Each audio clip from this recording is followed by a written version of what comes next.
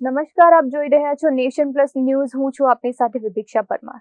ભાવનગર જિલ્લાના મહુવા તાલુકાના બાંભણિયા ગામમાં 10 વર્ષના નિર્દોષ બાળક પર હુમલો કરી મોતને ઘાટ ઉતારનાર આદમખોર દીપડાને આખરે વન વિભાગે ઝડપી લીધો છે.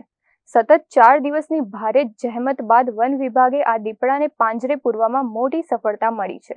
ભાવનગરના મહુવા તાલુકાના બાંભણિયા ગામમાં 10 વર્ષના માસૂમ બાળક નિત્ય ગોંડલિયાને દીપડાએ ફાડી ખાધો હતો. આ હૃદયદ્રાવક ઘટના બાદ સમગ્ર પંથકમાં ભારે રોષ અને ભયનો માહોલ હતો, જેને પગલે વન વિભાગ તાત્કાલિક એક્શન મોડમાં આવ્યું હતું. દીપડાને ઝડપી પાડવા માટે વન વિભાગ દ્વારા અલગ અલગ વિશેષ ટીમો બનાવવામાં આવી હતી.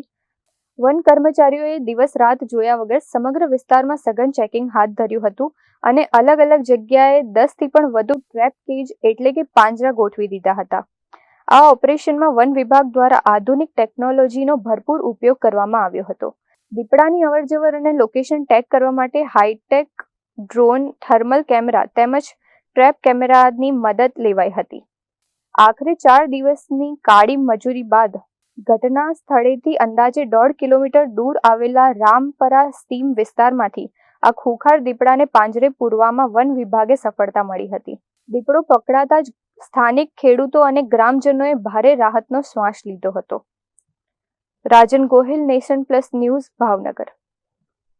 સમાચારોના સતત અપડેટ મેળવવા માટે અમારી નેશન પ્લસ ન્યૂઝની યુટ્યુબ ચેનલને સબસ્ક્રાઇબ કરો, બેલ આઇકન દબાવો અને જોડાયેલા રહો ફેસબુક, ઇન્સ્ટાગ્રામ અને ટ્વિટર પર.